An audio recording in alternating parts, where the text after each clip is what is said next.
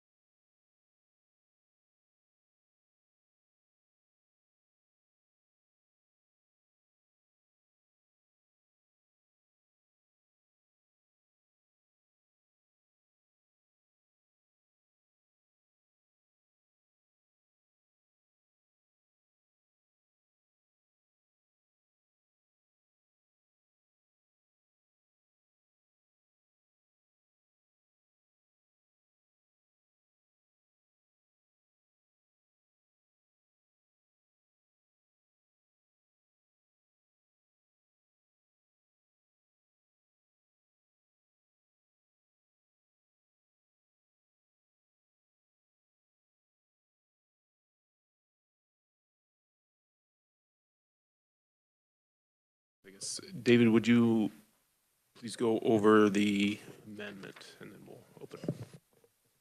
Thank you, Mr. Chairman.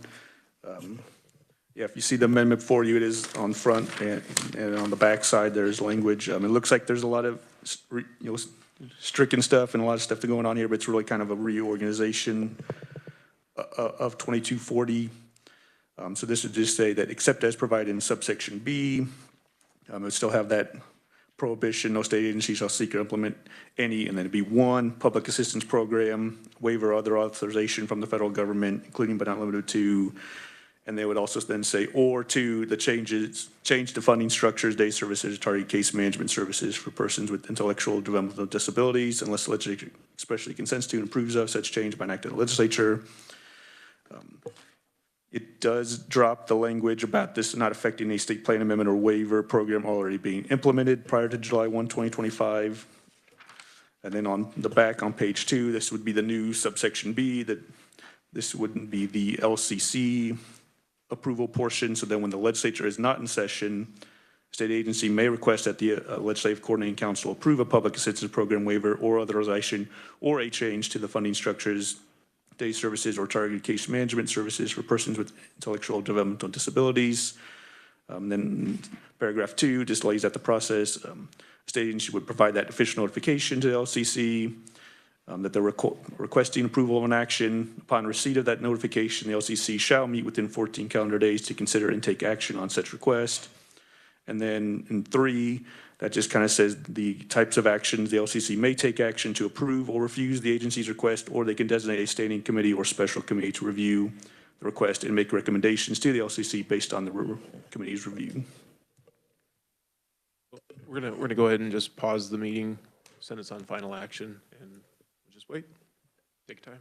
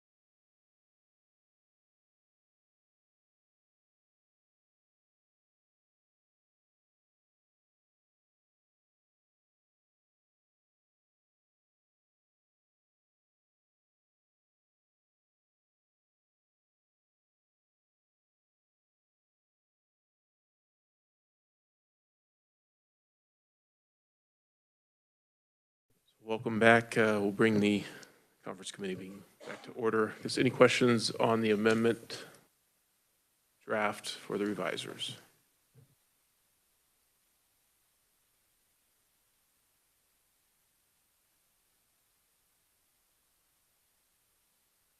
Senator Erickson.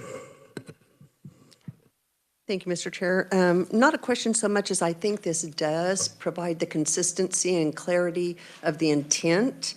So I think this language is reflective of that, and adding in the 14-day to the LLC, I think is a very good addition, provides some certainty around the time frame. There were some concerns about that on the Senate side, so I think this strengthens the bill. Thank you.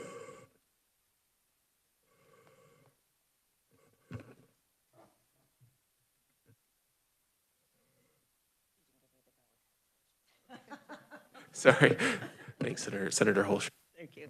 I appreciate the amendment in the terms of making some clarification regardless what Senator Erickson, the chair, pointed out.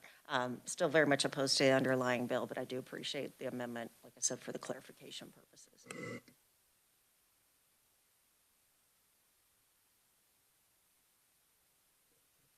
Any further questions?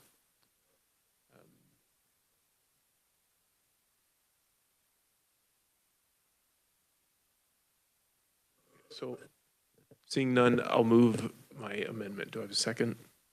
Second from Representative Riley. All those in favor of the amendment, aye. Aye. All opposed, no. The ayes appear to have it. The ayes do have it.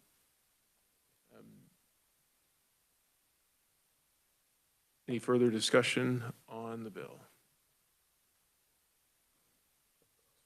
Representative Bowsley. Thank you, Mr. Chair. And I'm sorry to not have an amendment ready to keep our streak going here this year. It's been a pleasure. It's fine sitting with you at this table.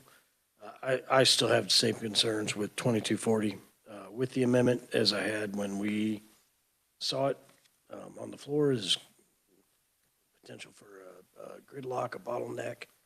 I think this has potential to delay services and possibly even forfeit federal funds, so I will not be supporting the conference committee report. Thank you, Mr. Chair. Further discussion? Is there a motion on the conference committee report? I'll move that we pass out the conference committee report on House Bill 2240 as amended favorably. Is there a second? Second from Chair Erickson. All in favor say aye. All opposed, no. Thank you, committee.